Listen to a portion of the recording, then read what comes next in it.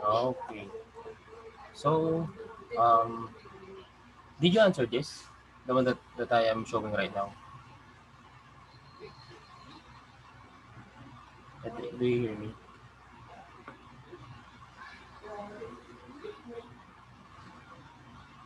Edric?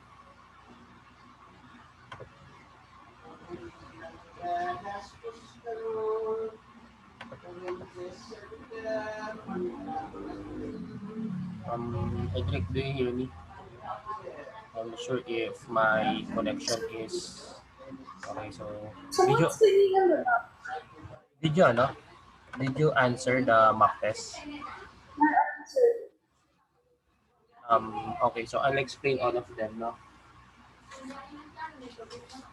Okay, so let's start with number one.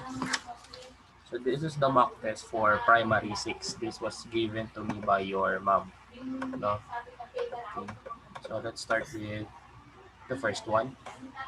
So given, actually numbers 1 to 5 are somehow easy. Some of them are just, um, we can do them trial and error. No?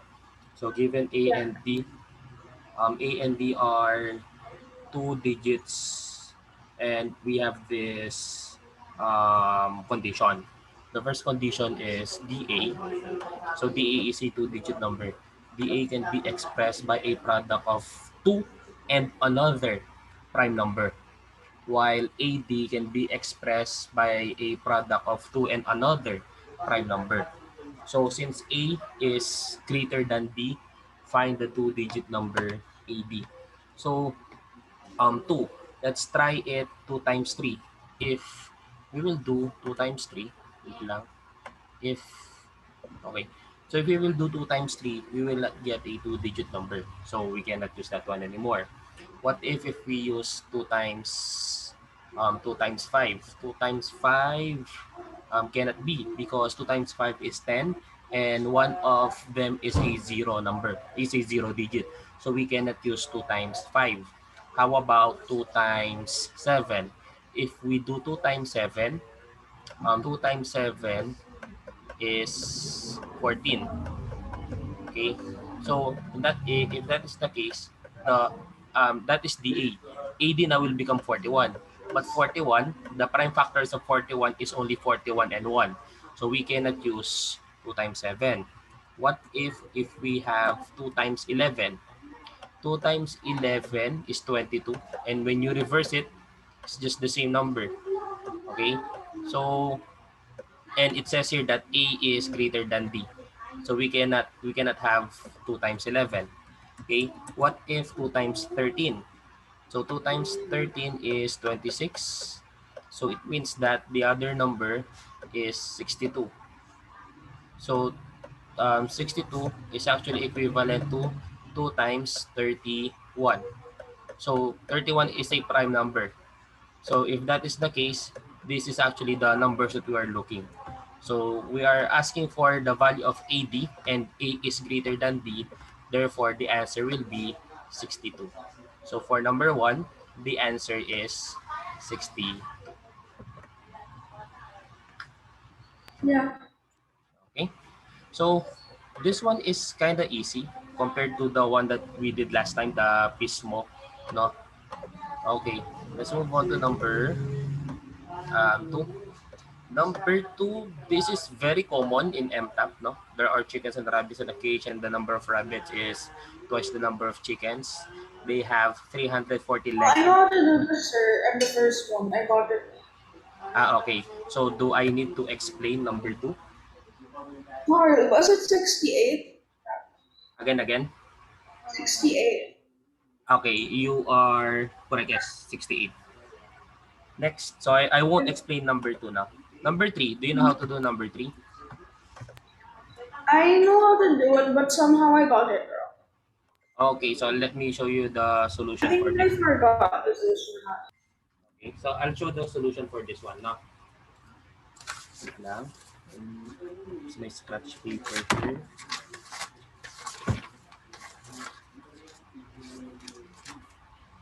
Okay. So it says here that Ami is 10 years younger than his brother. So in dealing with this one, we need to create a table so that our solution will be somehow, if I may say, what do you call this? Organized. No? So Amy, brother, and uncle. Amy, brother, Amy, brother. So bro na lang ang ilalagay ko. Bro and uncle. So letter U. Okay? So it says here that Ami is 10 years younger than his brother. So it means that we don't know the age of Ami, so we will put X. And then his brother will be X plus 10. So brother is older, no? And then it says here that the age of his uncle is 3 times the sum of Ami's and brother's age. So we need to add these two and then multiply it by 3. So in that case, that would be 3 times 2x plus 10. I think that is not that confusing. No, no, no. Okay. Next, um, 6 years later, so after 6 years, so in that case, their ages, we're just going to add 6 to their ages. So Amina will be x plus 6, and that is very easy to understand. Her brother will be now x plus 16, 10 plus 6 is 16, and then his uncle or her uncle will be 3. Whatever the age of his uncle right now, we just simply add it by 6.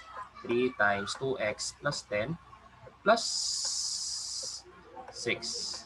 Now, this is the condition now after 6 years. The condition after 6 years is this one. The age of his uncle is 2 times the sum of Ami's and brother's age. So we add these two. So in that case, we will now have the age of his uncle or her uncle, 3 times 2x plus 10 plus 6 is equal to twice the sum of their ages. So in that case, that would be 2x plus 22. So this will be now our equation. If this is our equation, we can now solve for it. So let me solve for that one. So this would be 6x plus 30 plus 6. So that is actually 36 is equal to 4x plus 44 plus 44. So solving for x, we now have 2x is equal to 8. 2x is equal to 8. And x now will be equivalent to 4. X is the age of Ami or Amy. So in that case, the age of Ami right now is 4 years old.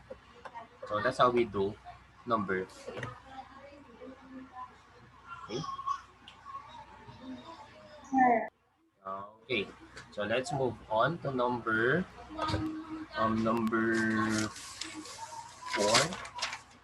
Yeah, number 4. Okay. Oh, this one is. Did you answer number 4?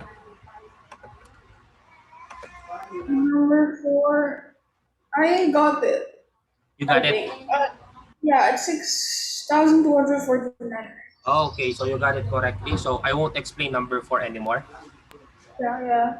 Okay. Number 5. Okay, so this one, there are 7 pieces of white chopsticks, 6 pieces of yellow chopsticks, and 5 pieces of brown chopsticks mixed together. Okay, so if you want to get 3 pairs of chopsticks in the dark, in which 2 pairs of them are of the same color, at least how many pieces of chopsticks are needed to be taken?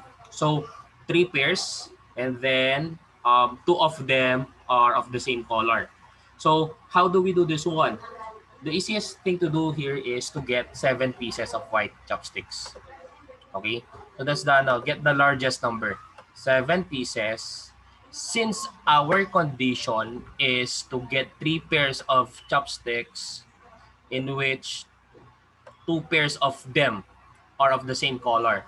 So in that case, we have here 7 white chopsticks. So white, white, so that's already 1 pair. And then the other white chopsticks, we don't care about this because we will focus on the condition. So we already have, what do you call this? One pair of chopsticks that are on the same color. Now, if we will get one yellow, kasi in this case we can only get, we I can, think I know how to. again, I think I know how to do this. sige, try it. Oh, but you can explain it. Okay, sige, sige. Now, on the remaining, we, for us to have a pair of chopsticks, we can have yellow, yellow, and then actually we can have that one. Pero it must be three pairs. So we already have two pairs. Kaso the last pair must be of the different color. So it means that yellow, yellow, brown, that can be that is a possible one. Okay? It can be yellow, brown, brown. Okay? It can be yellow, brown, brown, right? So actually in this one, the answer will be 10. Number 5 is somehow more on the trial and error part.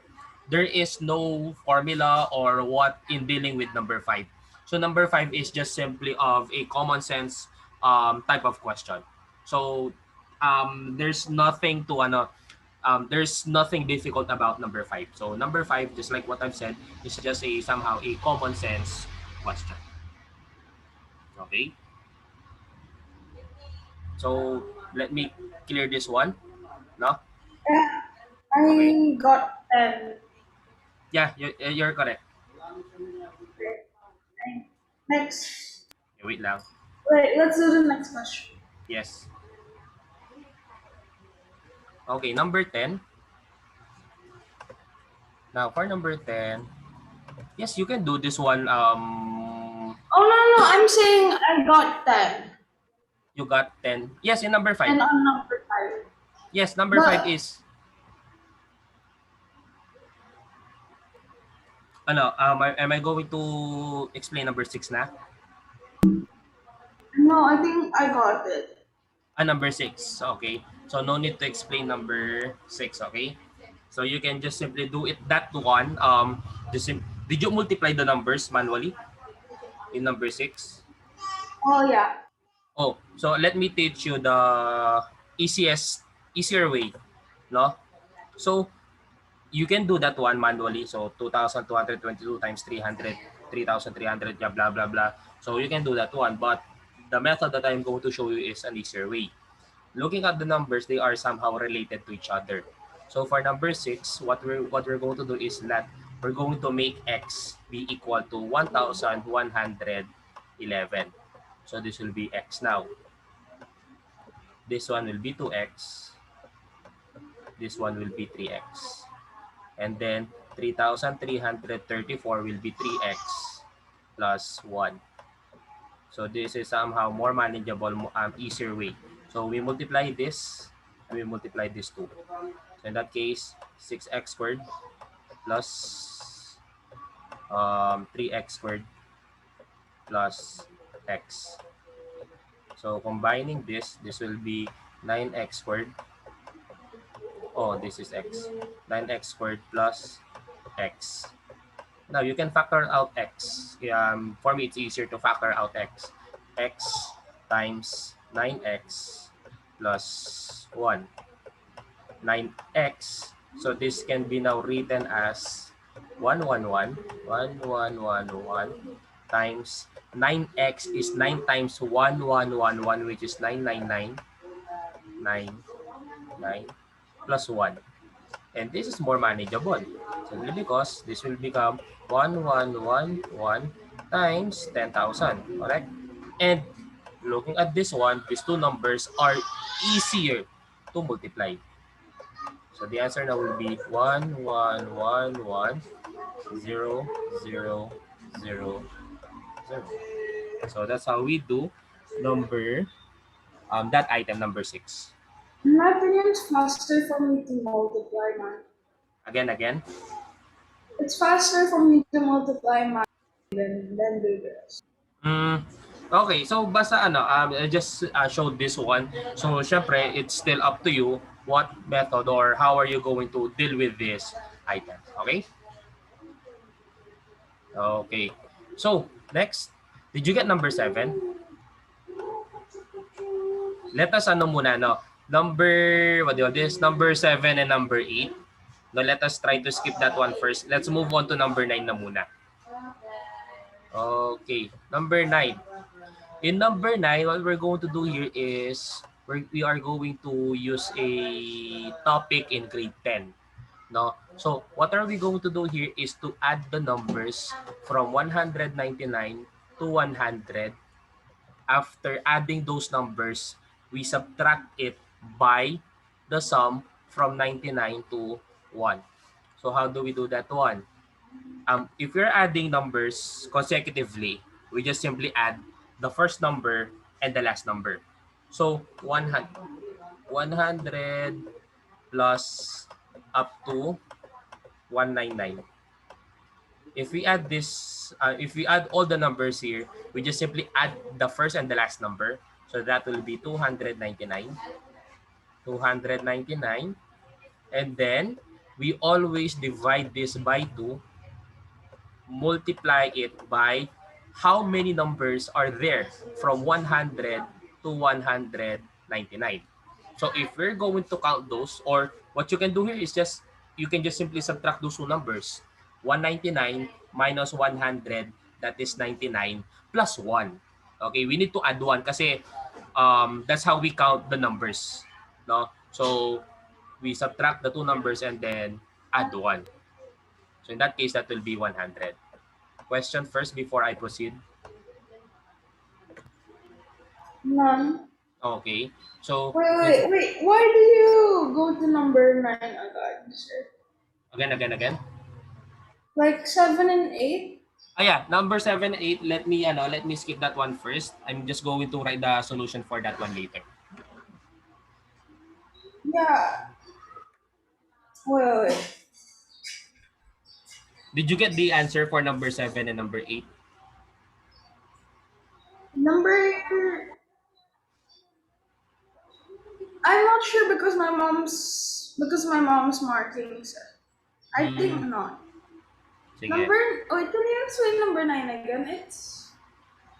Okay, so number 9. Let me clear this one. Number 9. So what we're going to do with number 9 is first we add the numbers from 199 to 100. That is the first step. Okay?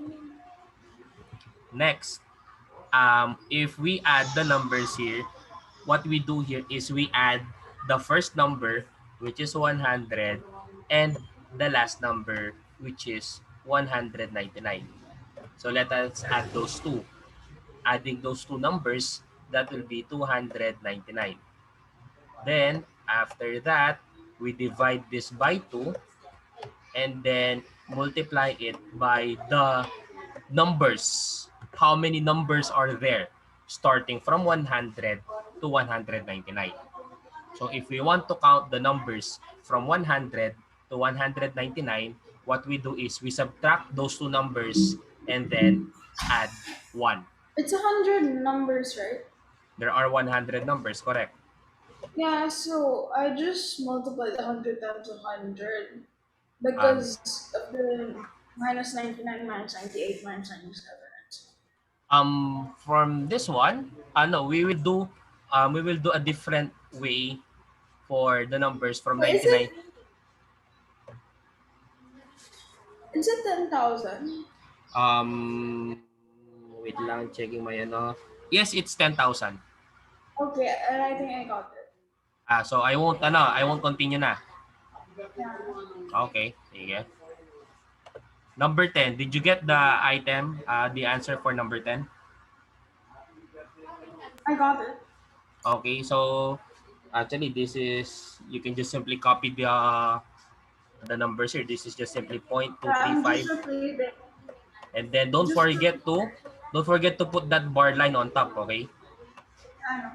Okay, so, and don't forget to put the 0 on the first one. They might be too technical about this. Number 11. For number 11, oops, oh yeah, still ano, kita pa rin. Yeah, number 11. So if if a 9-digit number, that number is divisible by 72, find the value of a plus b. Did you get the answer for number 11? No. 11. Uh, yeah, this one. Sige, I'll discuss it. A number. I got it. I got 11. So, a number, what's your answer in number 11? Is it 15? Yes, correct. So, no need to explain number 11. No, I think you already gave me the solution of that kind of question in another paper. Okay. Sige. Next, number 12. Number 12. Okay, find the last digit of A if A is equal to 8 squared plus 18 squared plus 20 squared up to 2018 squared. Now, in this given problem, all of them ends with 8. No? So it means that we have a pattern here. It means that this is just like, if you still remember some of the MTAP questions, like what is the last digit of 2 raised to 200? Some sort of like that. So we're going to apply that concept. If a number ends with 8, and then you add another 8, that would be 6. I think I you're got familiar. it. You got this one. Yeah. Okay. So your answer for number 12 is, what's your answer? 8. Okay, it's correct. So it's not that difficult, okay? For number 13. Okay, so for number 13, we're going to apply here a method that is being used in grade 10. No, but it's not that hard to understand. Number 13. So for number 13, how many three-digit numbers that can be divisible by 2 and 3, but not divisible by 7? So it means that we need to identify the numbers that are divisible by 6. Is it 129? Okay, so that's good. But you can, you, Sige, I'll explain it. just, Sige, I'll yeah. explain it. Wait lang, I'll just get my water. Wait lang, wait lang.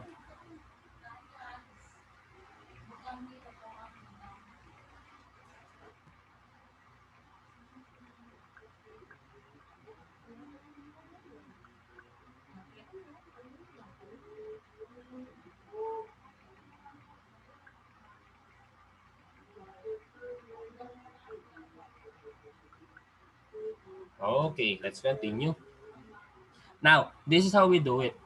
For divisible by 6, isn't it that this is a 3-digit number? For a 3-digit number, wait lang. Oh, where's my solution? Wait. For a 3-digit, okay. For a 3-digit number that is divisible by 6, isn't it that the largest 3-digit number that is divisible by 6 is 996? That is the largest 3-digit number that is divisible by 6. 996 is now equal to the smallest 3-digit number that is divisible by 6. And the smallest 3-digit number that is divisible by 6 is 102. 102 plus n minus 1 times 6. So this is how we identify all the numbers that are divisible by 6. Next, we need to identify the numbers that are divisible by 42. The largest number, the largest 3-digit number that is divisible by 42 is 994. Next, the smallest 3-digit number that is divisible by oh, sorry. It's not 994. I'm looking at the other solution. 966 pala. So this is the largest 3-digit number that is divisible by 42. Next, the largest number, the smallest 3-digit number that is divisible by 42 is 126. Plus and minus 1 times 42. Let us solve for the value of n for each. For divisible by 6, we can divide everything by 6. 996 divided by 6, that is 166, is equivalent to 102 divided by 6, that is 17, plus n minus 1. Okay? And then, solving for n here will be equal to, let me use my calculator. 166 minus 17 plus 1, so that will be 150. Yeah, that will be 150.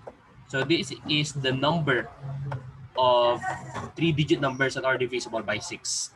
Some of them are divisible by 42, so we need to remove those. For this one, 966, what we need to do here is to solve also for n. So we need to divide the numbers by 42. 966 divided by 42, that is 23. And then 126 divided by 42, that is 3, plus n minus 1. Solving for n will be equal to 21. And then subtract this two. 150 minus 21, and we got the same answer. It will be 129.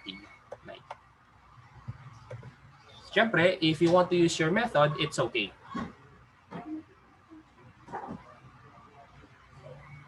Okay. Okay, sige. Wait lang.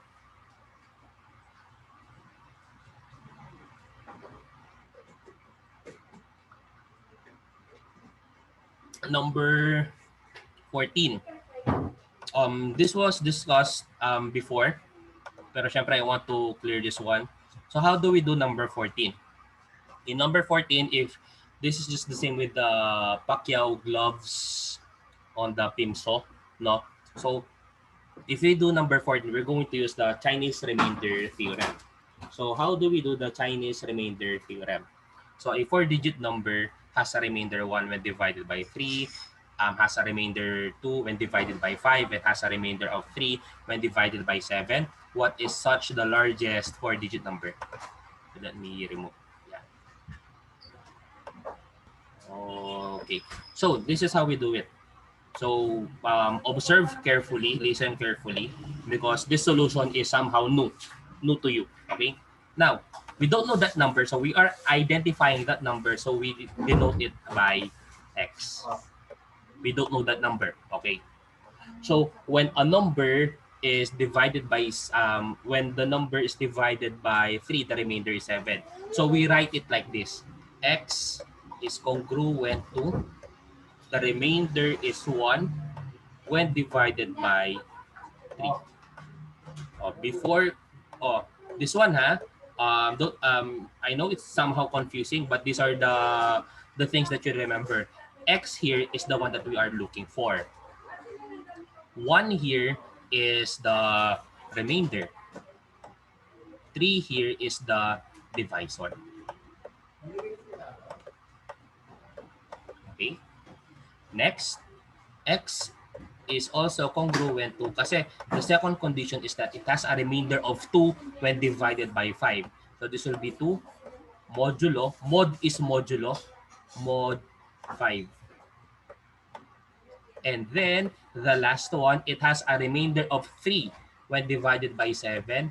X is congruent to 3 modulo 7. Before we proceed, question? No. Oo. Next is to identify. So this is the first step. Second step, identify the LCM of divisors. Identify the LCM of divisors. The divisors are 3, 5, and 7. So since all of them are prime numbers and I don't see any difficulty on identifying the LCM is 105.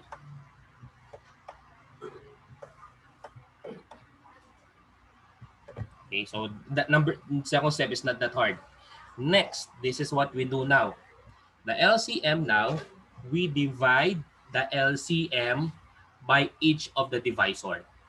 So it will be like this. So this congruence can be now rewritten as like this. 105 divided by 3. So when we divide 105 by 3, we will get 35. So in that case, that will become 35x is congruent to 1 modulo 3. Oh, question before I continue. No. Next, same. So 105 divided by 5, that would be 21. So this will become now 21x is congruent to 2 modulo 5. 2 modulo 5. And then the last one, we divide 105 by this divisor, which is 7. 105 divided by 7, that will become 15. X is congruent to 3 modulo 7. So that's the third step. So that's now the third step. Next, this is what we do now. Let us somehow do this, minimize the numbers. 35 divided by 3. What is the remainder? We're only after the remainder. 35 divided by 3, the remainder is 2, correct? So since the remainder is 2, we can rewrite or we can change 35 by 2. So this will become now 2x is congruent to 1 modulo 3. Sige, baka it is somehow confusing. Are there any questions or clarifications? None. So you can still follow. Next, here, 21 divided by 5. What is the remainder? The remainder is just simply 1. So in that case, we can rewrite 21x as only x. X is congruent to 2 modulo 5. 2 modulo 5. And then the last one, 15 divided by 7. What is the remainder? The remainder, when 15 is divided by 7, is only 1. So 15x can be rewritten as x is congruent to 3 modulo 7. Now, next step. What we're going to do here is to somehow, this is the last step. Second to the last step, I mean. We need to add this divisor by the remainder. So the technique here is that if we add 3 to 1, make sure that it will be divisible by the number here. 3 plus 1, that is 4. Is 4 divisible by 2? Yes. So in that case, this can be now equivalent to 2x is congruent to 4 modulo 3. Wherein x now is equal to 2. Sir, why is x is equal to 2? 2x is equal to 4. Solving for x, x is 2. Next, since this is only x, we can already say that x is equal to 2. So for the second number, x is equal to 2. And then for the third number, since this is only x is equal to 3. Now, what we're going to do with these numbers, 2, 2, and 3, we substitute it here. 35 times 2, 21 times 2, and 15 times 3. So 35 times 2, that is 70. 21 times 2, that is 42. And 15 times 3, that is 45. Adding these three numbers, and we will get 157. For now, for us to identify the largest four-digit number that satisfies this condition, what we need to do is to, wait lang, where's my Solution here. Ayun.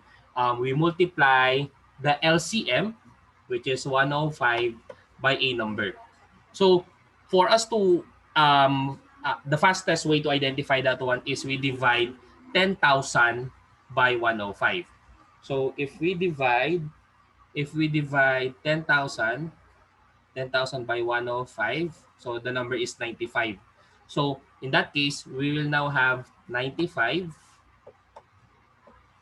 times 105. 95 times 105 plus, wait lang,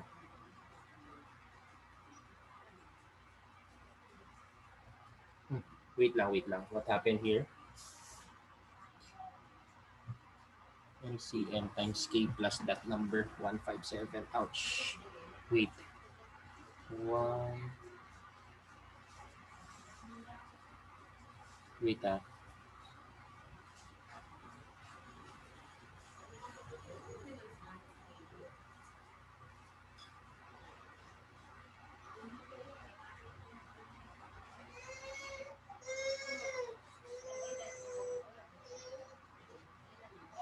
okay, so in that case, what we'll need to do is to multiply 105 by 94.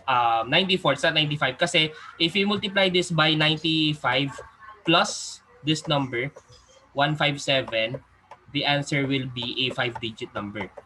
So let me show that one. 95, 95 times 1, 95 times 105 plus 157. The answer will be 10,132. We're only asking for a 4-digit number.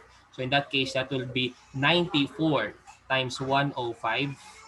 So 94 times 105 plus the answer that we get a while ago, that is 157.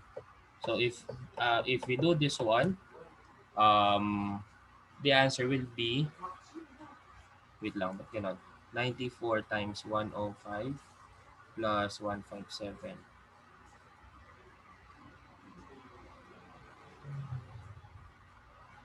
Ayun, sorry, should be pala 93. Sorry for that one. 93 times 105, kasi this is a 5-digit number, so we're not after the 5-digit number. 105 plus 157, and the answer will be 9922. So it's somehow, it's not that difficult. Maybe the only thing that I will see that you will have a hard time is the process itself. How many steps? 1, 2, 3, 4, 5, 6, 7. It has 7 steps. Pero if you will be familiar with this method, then any type of problem that is somehow the same with that one will be easy on your part. Is there any questions that you want to clarify? None. Okay, so let me clear this one muna.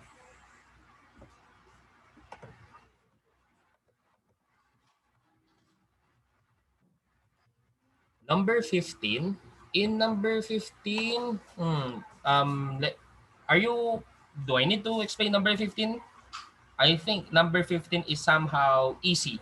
Pero if you want me to explain it, then I'll explain number 15. O, sige, I'll explain number 15. Um, Guess what? I don't think you need to explain. Okay, so it's easy number 15, no? Next, number 16.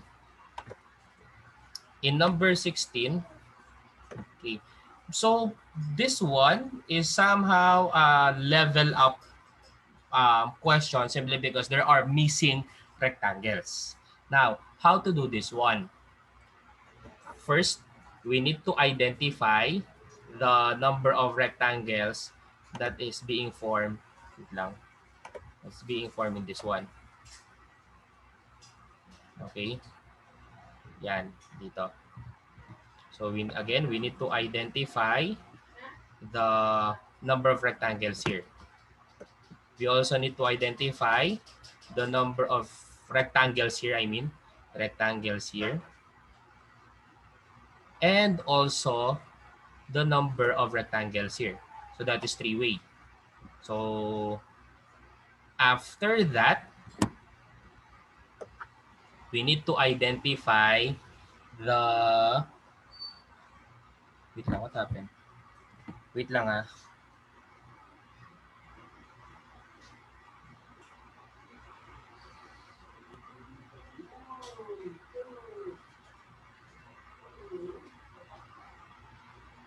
Wait lang.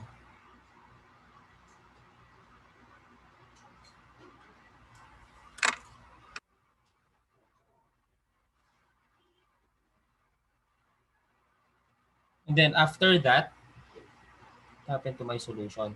We need to identify the number of rectangles here. Okay? So let's do it one by one. Okay? So let's do it one by one. First, in this rectangles muna. How many rectangles are in here? So if we will count the number of rectangles here, so syempre, we're going to use a formula so that we'll know the exact number of rectangles. So we count the vertical lines. How many vertical lines are there? 1, 2, 3. So in that case, we will now have 3. So since there are, what all this? Since there are 3 rectangles, am I going to say this one? 3, 2, 1. So we will use 3 factorial. Since you are familiar with the factorial, 3 factorial divided by 2 factorial times 1 factorial. How do we identify the numbers here? No? So number 2 is always here. 3 minus 2 is 1. So that's how we do this one. Okay? So the number of rectangles here, this will be now 3 factorial. 3 factorial is 6. 6 divided by 2 is 3. 3 times, let's count the vertical lines. Horizontal, 1, 2, 3, 4, and then 5. So in that case, that will be 5 factorial over, so 2 factorial is always here. 5 minus 2, that is 3, so 3 factorial. If we compute this one, 5 factorial, this will be 10. So in that case, we multiply 3 and 10. So we now have 30. So in that case, on this rectangle, we have 30 rectangles. Next, we identify the number of rectangles here. So how many rectangles are in this one? So let's count the vertical lines. 1, 2. So there are only 2 vertical lines. So that would be 2 factorial over 2 factorial times 0 factorial. So in that case, if we do this, this is only equivalent to 1. We count the number of horizontal lines. 1, 2, 3, 4, and 5. So same with this one. 5 factorial times 5 factorial over 2 factorial times 3 factorial. So that would be 10. So 10 times 1 is 10. So therefore, there are 10 rectangles here. And then, what we need, the next thing to do is to count the number of rectangles. Wait lang.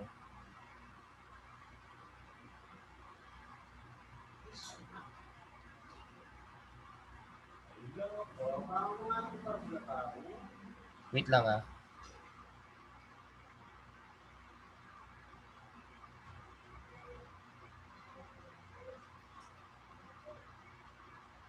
Okay. Then next, we count the number of rectangles here. This one, follow let me change that color. So let color green. So we will count all the rectangles here. In this one, yeah. Let's count this. So let's count the number of vertical lines. 1, 2, 3, 4, 5, 6. So that will be now 6 factorial over 2 factorial times 6 minus 2 is 4. So that will be 4 factorial. So solving for this one, we will get here 15 times, count the vertical, horizontal lines. 1, 2, 3, 4. So in that case, that will be 4 factorial over 2 factorial times 2 factorial. And doing that one, we will get 6. So in that case, for this green rectangle, this big green rectangle, 15 times 6 is 90. So there are 90 rectangles. Notice this one. In doing the first rectangle, we already counted this. Okay? We doubled it. These were counted twice, and also this one. Okay? So since they are being counted twice, we're going to identify now the number of rectangles in this rectangle only, and also in this rectangle. Then after that, we will just simply subtract it from the sum of 30, 10, and 90. So getting the number of rectangles here, count the number of vertical lines and count the number of horizontal lines. Excuse me, vertical lines, 1, 2, 3. So that would be 3 factorial over 2 factorial times 1 factorial times, count the horizontal lines, 1, 2, 3, 4. So in that case, that will be 4 factorial over 2 factorial times 2 factorial. Oops. 2 factorial. So 3 factorial over 2 factorial times 1 factorial, that will be 3 times this one, 4 factorial, divided by, so 4 factorial is 24. 24 divided by 2, that is 12. Divided again by 2, and that would be 6. So in that case, that would be 18. Same process in this small rectangle. So how many rectangle in here? So in this case, you can just simply count. Or if you will use the formula, that will be count the number of vertical lines and count the number of horizontal lines. So in that case, we will get 6. How it became 6? So that is 3 factorial. How many vertical lines are there? There are 2 vertical lines. 1, 2. How many horizontal lines? 1, 2, 3, 4. So in that case, this will be 2 factorial over 2 factorial times 0 factorial times 4 factorial, kasi there are 4 horizontal lines, over 2 factorial times 2 factorial. So doing this, we will get 6. So for number 16, we just simply add 30 plus 10 plus 90 minus 18 minus 6. So in that case, if we do that one, this is 130, 130, 110, 106. So that's how we do number 16. It's somehow a long way, a long method, pero it's worth a point or points. No? Sige, I won't erase it muna. Pero syempre, still this is recorded, so still you can view this one later. Yeah.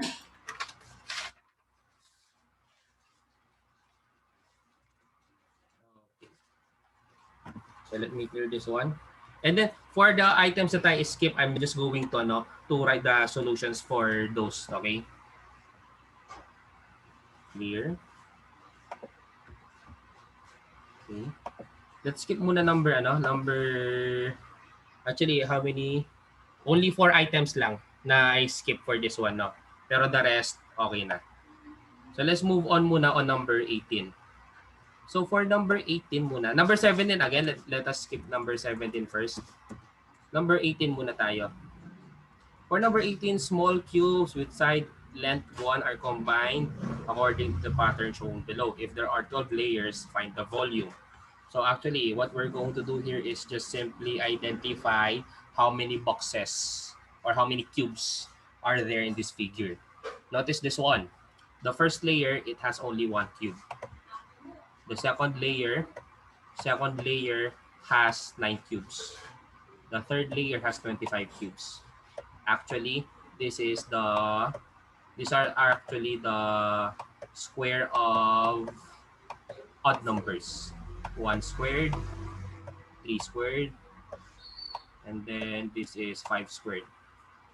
So in that case, we need to identify the sum of the squares of the odd numbers. So there is a formula here. The formula that you're going to use for number 18 will be n times 2n plus 1 ah 2n x 2n plus 1 times 2n minus 1 over 3. So this is the formula if you will encounter this problem. So how to do this one now? N. N is 12. So in that case, this will be 12 times 2 times 12, 24, plus 1, 25, times 2n minus 1, 2 times 12, 24, minus 1, 23, divided by 3. So since you are not allowed to use calculator, what we do here is this one. 12 divided by 3, that is 4. So we can cancel out this one. So this will become 4. So this is now solvable. 4 times 25, that is 100. 100 times 23, that will be 2,300. So the answer for number 18 is 2,300 cm cube. So that's the formula for number 18. Clear the drawings? Wait, Yes. no. Yeah.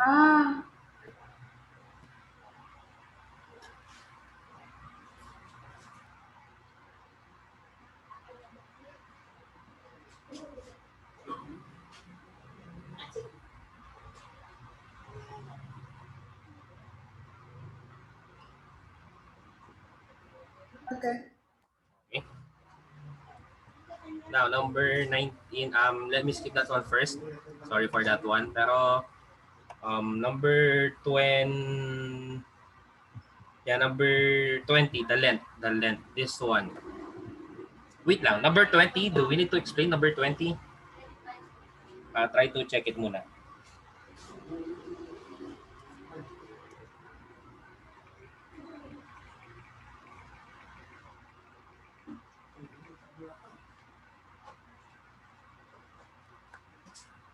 Number 20.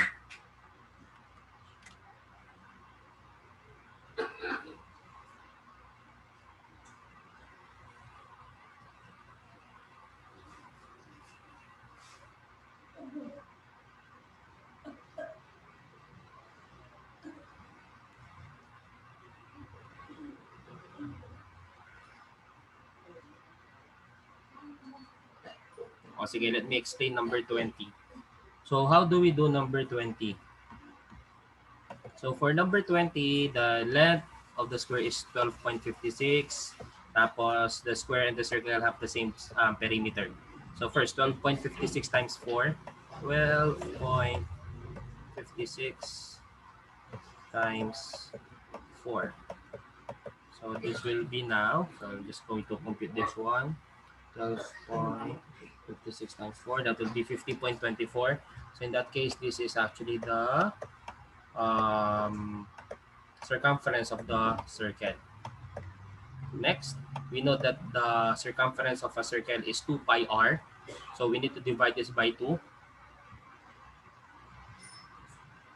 So we divide this by 2. So 50.24 divided by 2, this will be 25.12. 25.12 now is actually equivalent to pi r.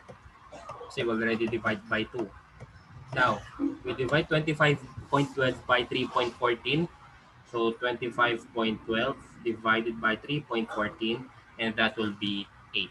So the radius now of the circle is 8 centimeters. Do not forget that label. No?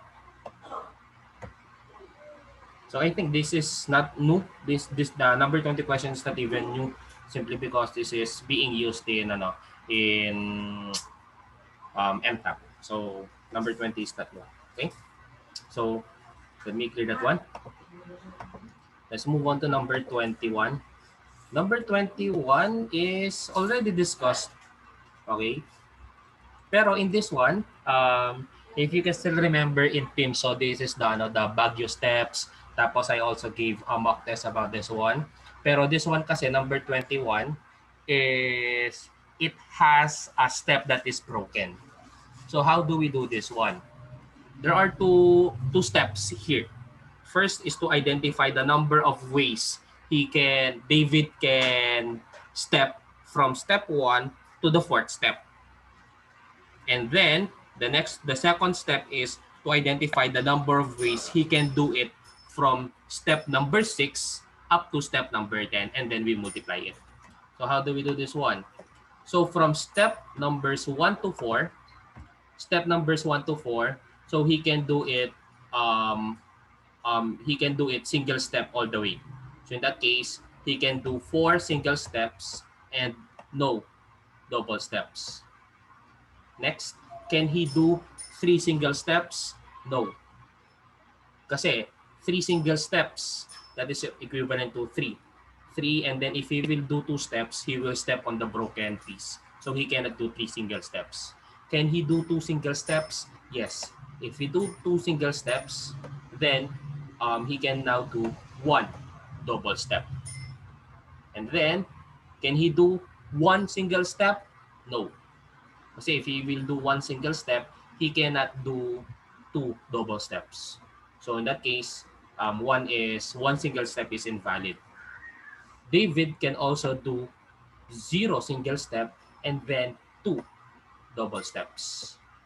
Kasi this is 4 times 1 plus 0 times 2. And that is equivalent to 4. 2 times 1 plus 1 times 2, that is also equivalent to 4. 0 times 1 plus 2 times 2, that's also equivalent to 4. Okay, now let's use factorial. We add this to 4 plus 0, that is 4 factorial over the factorial of each number. That is 4 factorial over times 0 factorial. Doing this, we will get 1.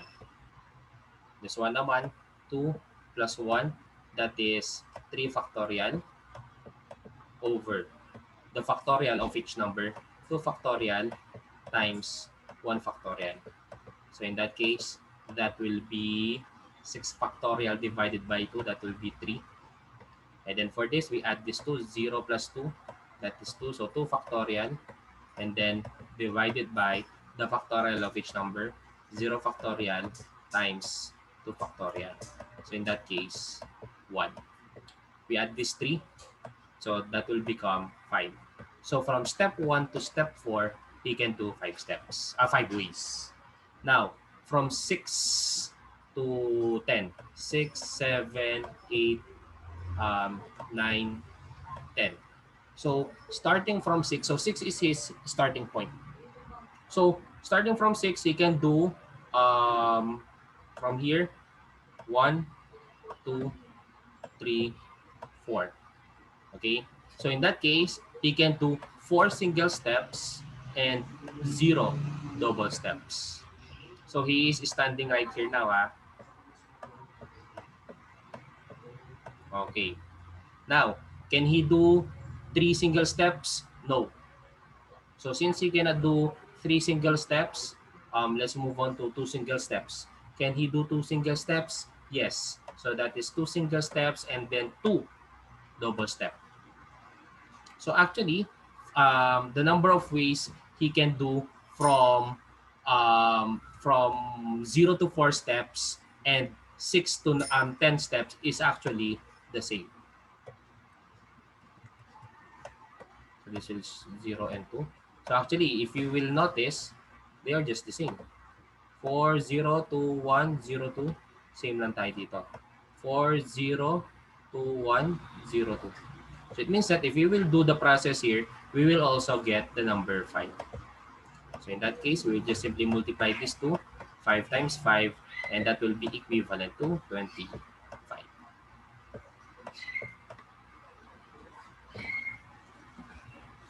Okay, question muna before we proceed to the other No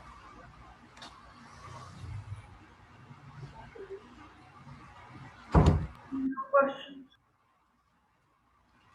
let's move on to number 22 ha. Sir, until what time are we? Again. Until what time are we? Let me just fit kasi I will only explain na lang yan. 2 more items. Oh, Number 20. I know number 22. I know to do number 20. Okay. So no need to. So I'm just going to explain number 23, and then 24 and 25 I'm just going to send the I can send a video about that one or a solution for that one. Okay? So that we can only do 1 hour here, no? Okay? So last item na lang yan tayo. Let me explain number 23. So number 22, you already know it. Number 23, the last time that we did this one, you know it. Pero let me explain this. You might forgot the or I'm not sure if you still remember the formula in identifying the number, the angle measure in the involving the hands of the clock. No. Now, the formula, if you still remember, angle is equivalent to 60h times 11 minus 11m over 2. It says here that the minute and hour hand overlap. They are overlapping each other.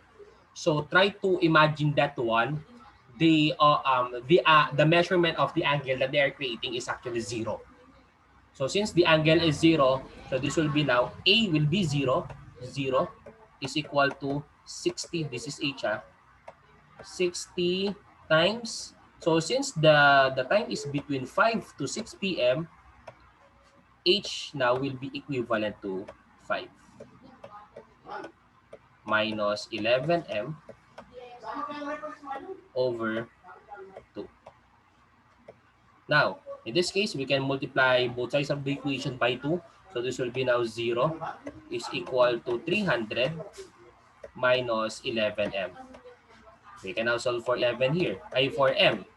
M will be equivalent to 300 kasi this will be now 11m is equal to 300.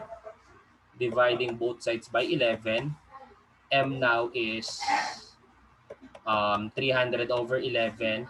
Don't forget to change this into a mixed number. We need to change this into a mixed number. So 300 over 11, this will be, wait lang, let me use my calculator. 300 divided by 11. So that would be 27. What will be the numerator here? 27 times 11 minus 3 over 11. So this is the number of minutes. So how are we going to write the answer?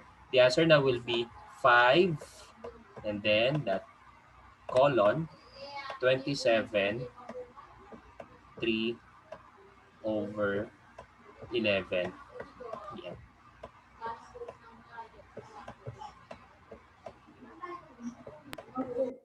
Okay, so I'll just send the recordings about this, and for the others that I skip, I might send a video about that one or a solution for that one so that you can still review for it. No? So, okay, so good luck tomorrow. Bye. Bye.